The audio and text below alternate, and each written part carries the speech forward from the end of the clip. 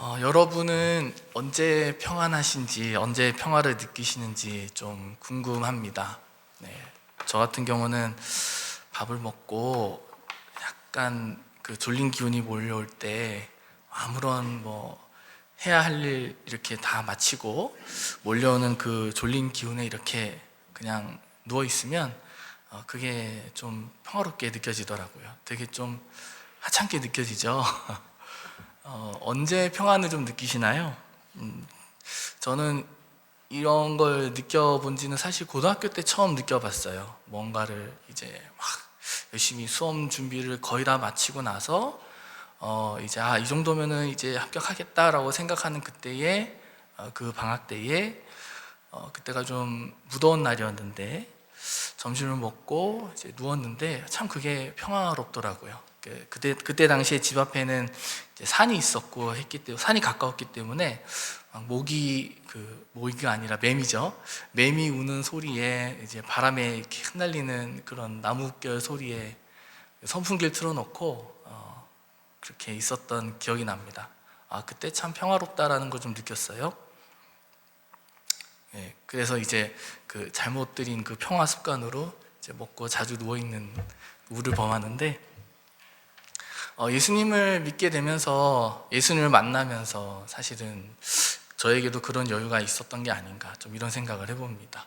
그러니까 예수님을 믿고 예수님을 만나고 성령님을 우리가 모시고 마음속에 모시고 함께 살아가는 과정 중에 많은 일들이 일어나는 것 같은데 그 가운데에서 가장 대표적으로 특별하게 일어나는 일 중에 하나가 평화에 대한 느낌 그리고 평화에 대한 인식, 평화에 대한 생각이 바뀐다는 것 같아요.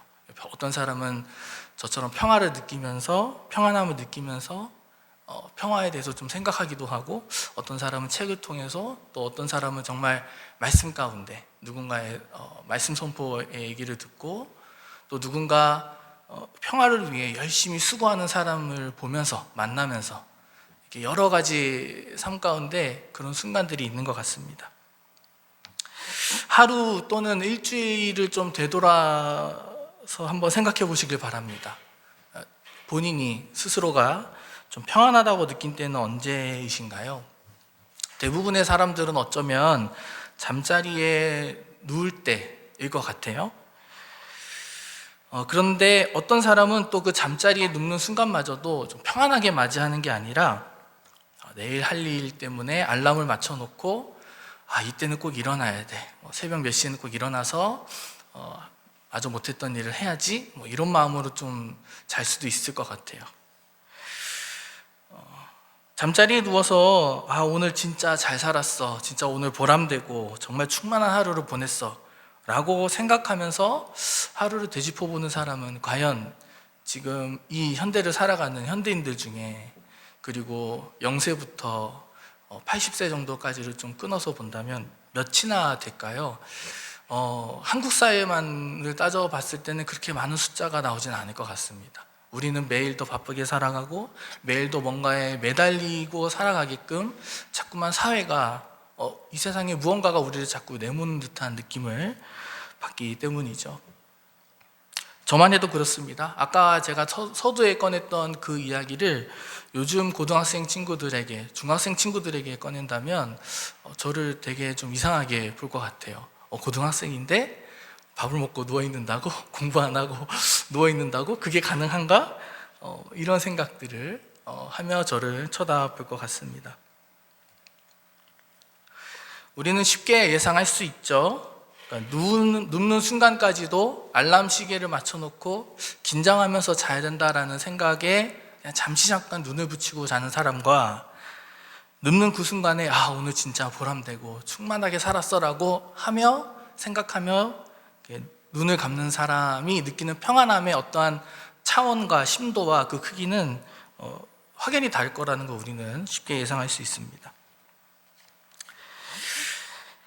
언제 좀 깊은 평화로운 분위기를 아까 방금 전에 우리가 평화를 인식하고 내가 평화를 느끼는 거를 좀 말씀드렸다면 평화로운 분위기 자체를 느껴보신 적은 언제신가요? 그러니까 누군가 다 같이 함께 있는 자리에서 정말 이 시간이 우리가 함께 있는데 평화롭구나. 나 혼자만 느끼는 평안이 아니고요. 다른 사람도 같이 있는데 다 같이 평화로움을 느끼는 순간, 혹은 이 사람들이 정말 평화롭구나라는 걸 느껴본 순간 언제이신가요? 저는 바라기는 그 순간이 우리 선한이웃교회, 우리가 함께 있는 자리에서 일어나기를 간절히 바랍니다. 없었다는 건 아니고요. 저는 느꼈는데 우리가 평화를 느끼면서도 이게 평화구나라는 걸 느끼지 못하고 그냥 지나칠 때가 많은 것 같아요. 내가 평화로운 가운데 있었는데 그걸 깨닫지 못하고 그 시간을 누리지 못한 거죠, 사실은. 그리고 지나치고 한참을 지나친 뒤에야 생각해보니까 그때가 참 좋았던 때구나, 그때가 참 평화로웠어 라고 느끼는 순간들이 생각보다 많더라는 겁니다.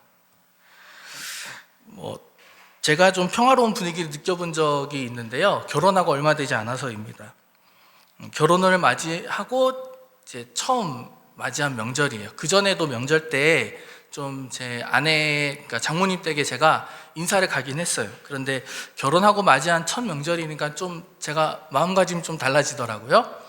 근데 아내가 갑자기 저에게, 그 전날 저에게 지령을 내리는 거예요. 어떤 지령이냐면 내일 조카들이랑 같이 영화 보러 갈 거다 라는 지령을 딱 내리는 거예요.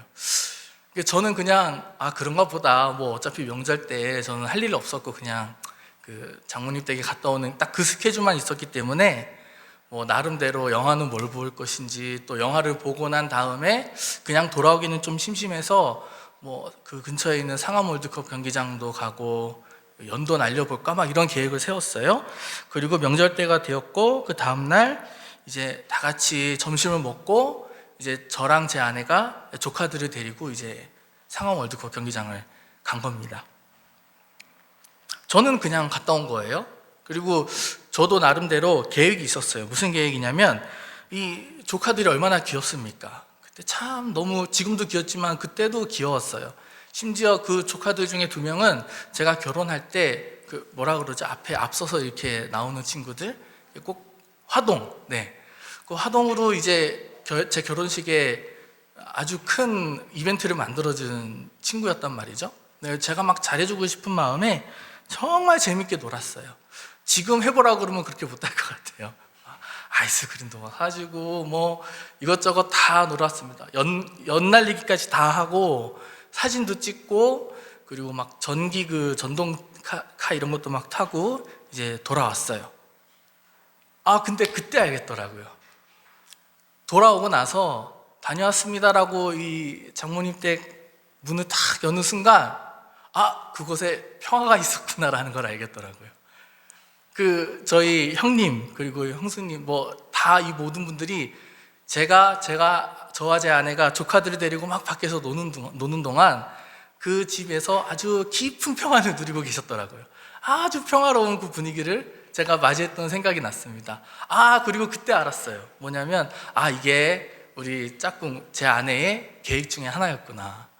그러니까 결혼하고 처음 이제 장모님 댁에 인사하러 온 이 사위가 조카들을 다 데리고, 초등학생부터 중학생이니까 얼마나 손이 좀 가겠습니까? 근데 다 데리고 나갔다가 들어오니까, 그것도 시간도 딱 걱정 안 할 정도로 한 3-4시간 정도의 시간 동안 밖에 나갔다 오니까, 저희 형님이 2분, 그리고 동생님이 1분 계신데, 이 4분들이 그 집에서 아주 평안하게 평화로운 안식을 취하고 계시더라고요. 그때 알았어요. 이게 아내의 계획이었구나. 그리고 그 들어가자마자 느껴지는 그 평화로운 분위기가 저한테 잊혀지지 않는 순간으로 좀 다가오기도 합니다. 내가 평화를 누릴 수도 있지만 내가 의도하지 않게 평안을 선물로 줄 수도 있겠구나라는 걸 좀 알게 되는 것 같아요. 그리고 나서 이제 그 다음 명절 때부터 형님들이 이제 저를 찾으시는 거예요. 이제 명절 때가 다가오면 조서방 언제 이번 명절에는 오는 건가? 제가 그때 영월에 살 때였는데, 그러면 이제 갑니다. 그러고 이제 가서 또 조카들이랑 놀아주고, 그렇게 좀 서로 그게 계기가 돼서 형님들하고 또 처가 식구분들하고 좀 가까워졌던 시간이 있었습니다. 그 다음부터 이제 제가 결심한 건 그거예요. 이제 아내가 하라는 대로 하면 좀 가정의 평화가 지켜지겠구나 라는 걸 좀 깨달았던 것 같아요. 물론 그런 깨달음이 실천으로 잘 안 떨어지기 때문에 가끔 위험한 순간을 만나기도 하지만, 그러나 그 깨달음은 참 여러분들에게도 소중한 깨달음이 되지 않을까. 네, 여러분들에게도 그러한 깨달음의 순간이 있기를 간절히 바랍니다. 조카들은 이제 다 컸어요. 그래서 저랑 놀아주지 않습니다. 어느 날 봤더니 조카들을 데리고 나가야 그 집에 그 방에 임했던 평화가 데리고 나가지 않아도 아주 서로 그냥 자연스럽게 평화롭게 이렇게 쉬고 있는 그러한 걸 좀 느꼈어요. 애들이 나가려고 하지 않죠. 용돈을 좀 주면은 그때 좀 눈이 반짝거리고, 좀 그때 그 친구들의 마음에 평화가 임하는 걸 좀 느낍니다. 자본주의는 저랑 좀 안 맞는 것 같아요. 평안과 평화에 대해서 이야기하려다가 조금 곁길을 센 것 같은데요. 말씀으로 다시 돌아오겠습니다. 예수님은 오늘 제자들에게 평화를 주신다고 말씀하고 계세요. 근데 이 말씀을 하시는 타이밍이 굉장히 이상하다는 거 우리가 좀 알아야 됩니다. 왜 이상하냐면 지금 예수님은요, 제자들의 발을 씻기고요, 첫 번째로 하지 않았던 행동을 하시는 거죠. 두 번째로 배신당할 것을 알리시고요, 그리고 세 번째로 베드로가 자신을 부인할 것 알리신 다음에 마지막으로 자신이 떠나갈 것을 예고하십니다. 하지 않았던 일의 연속을 4번이나 제자들에게 하신 다음에 그 다음에 오늘 말씀이 등장하는 거예요. 평화를 너희에게 준다. 제자들의 입장에서는 조금 이게 웬 마른 하늘의 날벼락인가 싶기도 하고, 도대체 앞에 있는 이 사람이 말하는 평화가 도대체 뭔가 짐작이 되지도 않을 것 같습니다. 예수님은 왜 이러시는 걸까요? 단순합니다. 예수님의 말씀 속에 답이 있는데요. 예수님이 주시는 평화가 세상이 주는 평화와 다르기 때문입니다. 예수님이 말씀하시는 평화란 무엇일까요? 예수님이 오늘 주신다고 약속하신 평화는 뭘까요? 그걸 더 알기 위해서 잠시 예수님이 살던 시대에 보통의 사람들이, 그러니까 예수님이 오늘 잠깐 말씀 띄워주시겠어요? 오늘 예수님이 세상이 주는 것과 다르다 할 때 그 세상에 속하는 그 평화는 어떤 건지 좀 얘기를 해봐야 될 것 같습니다. 이 평화는 사실 예수님이 사시던 당시에 이스라엘을 거의 다스리다시피 했던 로마의 평화예요. 우리가 좀 책을 읽어보면 알게 되는, 우리도 잘 알고 있는 역사 속에 등장하는 팍스 로마나의 그 팍스 평화, 로마가 가져다주는 평화를 말합니다. 그러니까 예수님도 팍스 로마나를 아셨어요. 그런데 이 세상이 주는 평화, 로마가 가져다주는 평화와 자신이 지금 주려고 하는 평화가 다르다는 것을 이야기하고 계신 거죠. 팍스 로마나는 뭘까요? 복잡하게 이야기할 수 있겠지만 결론부터 좀 핵심만 설명하자면, 즉 힘에 의한 평화입니다. 우리가 로마 제국의 그 통치를 받던 이스라엘 민족을 떠올릴 때 쉽게는 우리나라가 옛날에 일제시대에 그 일본의 이 불합리한 통치를 받던 때를 떠올리기 쉬운데요, 조금 달라요. 그러니까 일본은 아예 대한민국이라고 하는 그 문화와 언어와 모든 것을 다 말살시키려고 하는 정책을 폈던 건데, 로마는 그거랑은 조금 다릅니다. 그러나 다르다고 해서 또 완전 다르지 않아요.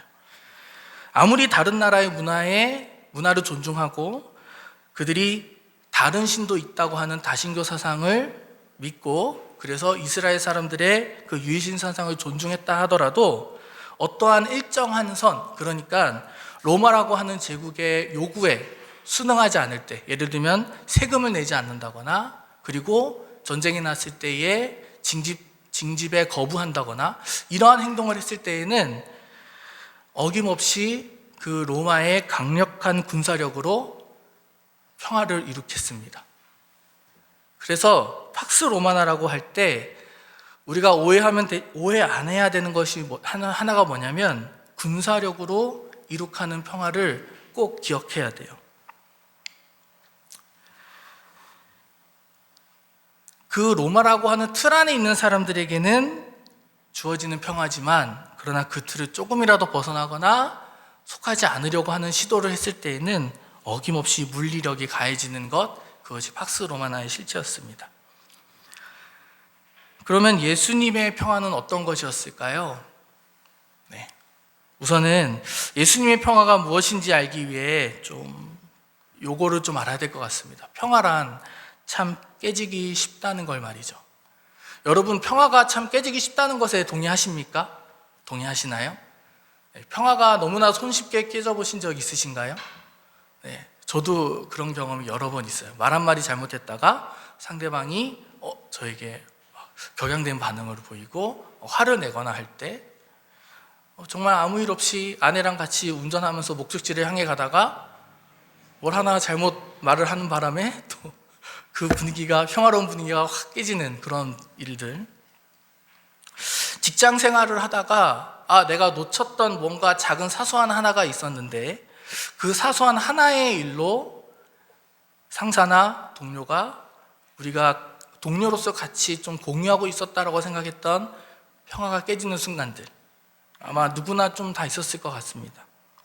평화는 이토록 깨지기 쉬운 것이죠. 로마도 그걸 잘 알고 있었어요. 그래서 그 깨지기 쉬운 평화를 어떻게 하려 했냐면, 깨지지 않게 힘으로 보호하려고 했습니다. 그들이 가지고 있는 모든 재력과 군사력과 모든 자본들을 총동원해서 깨지지 않게 그들이 어떻게 보면 소중하게 다루었던 거죠. 그러나 그 자신들이 정해놓은 평화의 길과 벗어난 사람들에겐 무지막지한 행동을 서슴지 않게 행동했던, 그것이 바로 팍스 로마나였습니다. 근데 문제는 여기서부터 일어나는 거예요. 이 팍스 로마나가 좋아 보일 수도 있는데, 특히 요즘 아이들에게서 자주 들려지는 문장이 뭐냐면, 평화도 힘이 있어야 된다, 막 이런 말이 들려질 때, 그리고 이제 인터넷을 하다가 보면, 유튜브를 하다 보면 소위 이제 국뽕 영상이라고 해요. 뭐냐면 우리나라의 군사력이 막 몇이다 하면서 막 이렇게 우리나라의 어떤 자랑스러운 부분을 막 영상으로 제가 접할 때가 있는데, 그럴 때마다 그 밑에 댓글에 항상 달리는 건 뭐냐면, 그래 맞아, 평화도 힘이 있어야 가질 수 있는 거야. 그러니까 평화를 가질 수 있는 것으로 취급한다라는 거죠. 그들의 말도 어느 정도 일리가 있는 것 같습니다. 평화도 힘이 있어야 가능하다라는 것. 그러나 우리가 놓치는 게 있는데요. 뭐냐면, 유한한 세상에서는 그게 정답일 수 있습니다. 그런데 그 정답은 영원한 정답이 될 수 없어요. 아주 한시적이고 짧은 정답일 수밖에 없습니다. 그렇게 생각하는 사람이 많아지면 많아질수록, 그 신념에 사로잡혀서 행동하는 사람이 많아지면 많아질수록, 유한한 세상에서 우리가 살아가는 유한한 시간은 더욱더 짧아질 수밖에 없다라는 거죠. 우리가 더 많은 힘은 가지려고 할수록 누군가는 더 많은 힘을 가지려고 할 테고, 그리고 그것은 단순히 서로 마찰이 아니라 충돌로서 되돌릴 수 없는 손상으로 우리에게 되돌아올 수 있다라는 겁니다.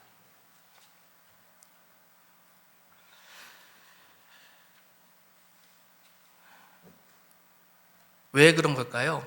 팍스 로마나는 그렇기 때문에 무너질 수밖에 없었습니다. 왜냐하면 자신이 평화를 가져야 하고 소유해야 했기 때문에 자신이 더 많은 힘을 가져야 했고, 자신이 더 많은 재력을 소유해야 했으며, 자신이 더 많은 영향력을 발휘해야만 했습니다. 로마 안에는 더욱더 그런 사람이 많아졌어요. 그래서 필시 무엇을 가져올 수밖에 없었냐면, 부정부패를 가져올 수밖에 없었던 거죠. 어떤 방법으로든 힘을 소유해야 돼 라는 신념에 사로잡히는 순간, 혹은 이번 한 번만, 내가 다른 때는 다 정도의 길을 걸었는데 딱 이번 한 번만 내가 눈 감고 부정을 저질러서 딱 요만큼을 내가 간지면 안전할 것 같은데, 우리나라가, 로마가 안전해질 것 같은데, 좀 더 잘 살 것 같은데, 그 생각의 유혹을 뿌리칠 수가 없었던 거죠. 그래서 로마는 사실 많은 외부 세력에 의해서 망한 면도 있지만, 그 내부에서 썩어 굶어서 많은 부정부패로 인해서 망한 측면도 없잖아 있다는 걸 우리가 알 수 있습니다. 그런데 예수님의 평화는 달라요. 뭐냐면 예수님의 평화는 깨어질 것을 아예 전제를 하십니다. 평화가 쉽게 깨어질 수 있다는 걸 부정하시지 않아요. 그 대표적인 예로 왜 이걸 우리가 알 수 있냐면 예수님은 자신이 스스로 죽을 걸 말씀하시거든요. 자신을 가리켜서 내가 복음이고 내가 하나님으로 하여금 하나님께는 내가 아니면 갈 사람이 없다라고 말씀해 놓으시고는 자신이 죽을 걸 이야기하세요. 깨어질 것 자체를 말씀하시는 거예요. 그러나 예수님의 평화는 그게 끝이 아니다라는 것에 놀라운 능력이 있습니다. 평화를 깨면 안 돼라는 것으로 막강한 능력으로 그 평화를 계속 고수해 나가는 방법이 아니라 나의 막강한 능력으로 평화를 다른 이들에게 내어주는 것이죠. 그래서 내가 먼저 강화돼야 되고 내가 먼저 잘 먹고 잘 살아야 되고 내가 위협받으면 안 되고 라고 하는 사고에 사로잡히는 것이 아니라 내가 위협받을 수도 있고 내가 잘 먹고 잘 못 살 수도 있고 내가 힘이 없을 수도 있는데 그래도 그 길에 평화의 길에 함께 하는 것, 그게 바로 예수님의 평화라는 것이죠. 그래서 예수님의 평화는 필시 죽음으로 이어질 수밖에 없었습니다. 왜냐하면 우리도 잘 알듯이 자신의 전능성을 과감없이 세상에 발휘하는 방식으로 사랑을 설파하신 게 아니라 평화를 얘기하신 게 아니라 자신의 전능성을 극히 제한적이고 극히 줄이고 줄여서 이 세상에서 우리를 만나는 방식으로 평화를 이루시기 때문이죠. 지금 당장에는 강한 힘, 강한 물리력, 어마어마한 재력과 자본 등의 산산조각 나는 듯 합니다. 그러나 그 평화는 아까 언급했듯이 다시 일어나고 다시 생겨납니다. 하나님의 무한함과 전능성은 바로 여기에서 과감없이 발휘됩니다. 죽음으로 끝나는 세상이 아니라 죽음도 막지 못하는 세상, 바로 예수님이 하나님이 말씀하신 하나님이 지배하시는 그 하나님의 나라, 하나님의 평화가 임하는 그 나라인 것이죠. 그래서 모든 사람이 가능한 겁니다. 그 평화의 나라에는 누구나 갈 수 있어요. 어제 실패한 사람 괜찮습니다. 어제 그 팍스 로마나의 편승에서 떵떵거리면서 사는 이가 있다 해도 그는 모르는 것을 우리는 알기 때문이죠. 사실은 그도 어쩌면 불안해하고 있을지 모르거든요. 떵떵거리면서 사는 그 사람도, 팍스 로마나에 사로잡혀 사는 그 사람도, 그래서 그 로마의 울타리 안에서 살아가는 아주 편안하고 안전하게 살아가는 것처럼 보이는 그 사람도 사실은 굉장한 불안에 시달리고 있다는 거죠. 왜요? 그 평화가 깨어지지 않기 위해 오늘도 그는 잠을 자지 못하고 평안을 누리지 못하고 긴장하며 잠을 잘 것이기 때문입니다. 혹시 이 중에 정말 일이 잘 풀리고 모든 일이 자신의 뜻대로 다 됐을 때, 정말 목표한 걸 다 이루셨어요. 그랬을 때 좀 불안함을 느끼는 분들이 계시나요? 자신이 목표한 바를 이루었어요. 그게 1년짜리 계획이 아니라 6개월이든 3개월이든 한 달이든 자신이 목표한 바를 다 이루었어요. 심지어 목표로 설정해놨던 것보다 더 일이 잘 됐어요. 그리고 모든 일이 지금 잘 풀리고 있어요. 인간관계도 좋고 재정 상황도 너무 좋아요. 그런데 그때 좀 불안함을 느끼시는 분들이 계신가요? 만약에 그렇다면 오늘 예수님이 주시는 평화가 여러분과 함께 하시기를 간절히 소망합니다. 사실 불안해하고 있는 우리의 모습이 그 팍스 로마나에 사로잡힌 모습일 수도 있기 때문이에요. 사실은 제가 그런데요, 저는 그렇습니다. 저는 일이 잘 될 때 불안해요. 제가 이거란 거는 한 군대를 제대하고 나서 좀 알았어요. 모든 일이 다 잘 되는 거예요. 제가 군대 가기 전에는 저희 집이 서울에서 살다가 이제 부천으로 이사를 갔거든요. 그리고 아버지도 굉장히 좀 힘드셨어요. 그때 타고 다니시던 차가 소나타였는데 그냥 소나타가 아니라 아버지 친구분이 타다가 폐차하려고 했다가 이제 고쳐가지고 아버지한테 물려주신 그 차를 아버지가 타고 다니셨어요. 잘 사는 집은 아니었던 거죠. 근데 군대를 제대하고 나왔는데 저희 집이 아버지가 분명히 소나타를 타고 다니셨는데 지금은 아닙니다. 지금은 아니에요. 아버지가 소나타를 타고 다니셨는데 제대하고 왔더니 집 앞에 BMW가 서 있는 거예요. 아버지가 타고 다니는지 몰랐어요. 그리고 이사를 갔대요. 원래는 뭐 이렇게 저기 부천에 있는 좀 살기 힘들었던 집에 그렇게 간다고 들었는데 가봤더니 아파트에 살고 있는 거예요. 뭔가 아버지의 일이 뭔가 잘 풀린 거죠.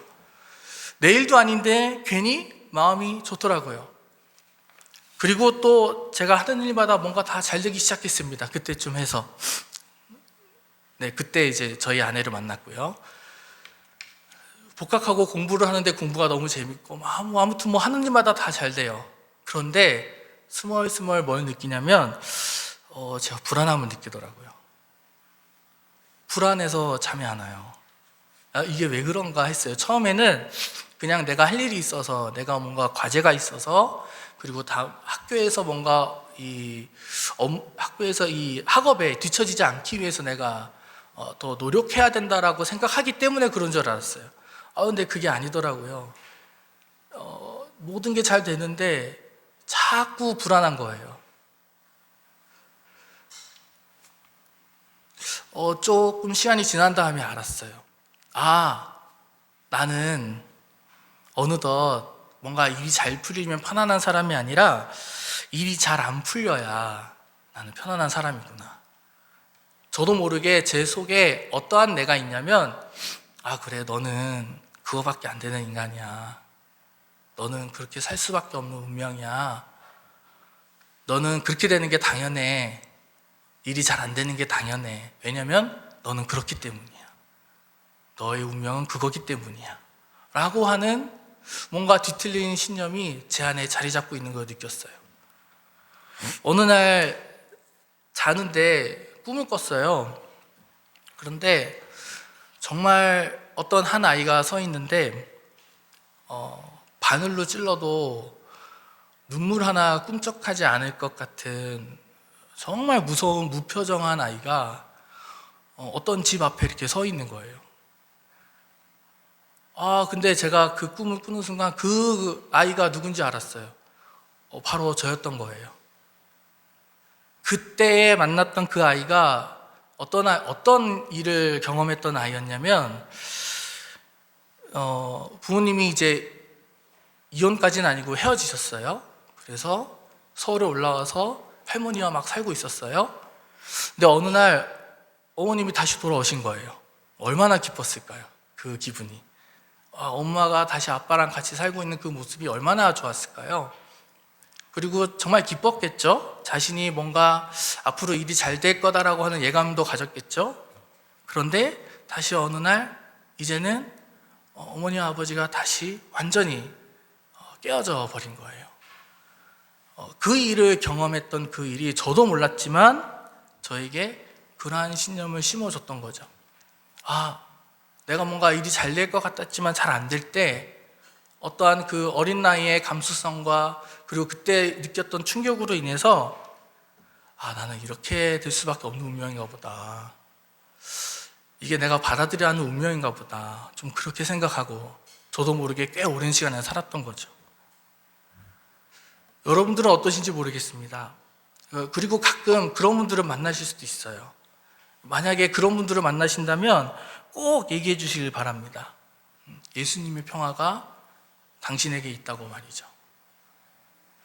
수백 번, 수만 번 깨어져도 다시 예수님이 일으키시는 평화가 우리에게 있습니다. 우리에게 주어졌습니다.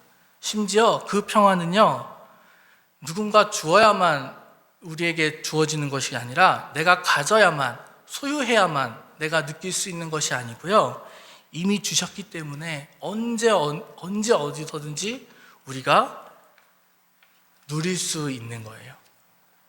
그게 바로 로마가 느낄 수 없는, 세상이 주실 수 없는 그 평화라는 것이죠.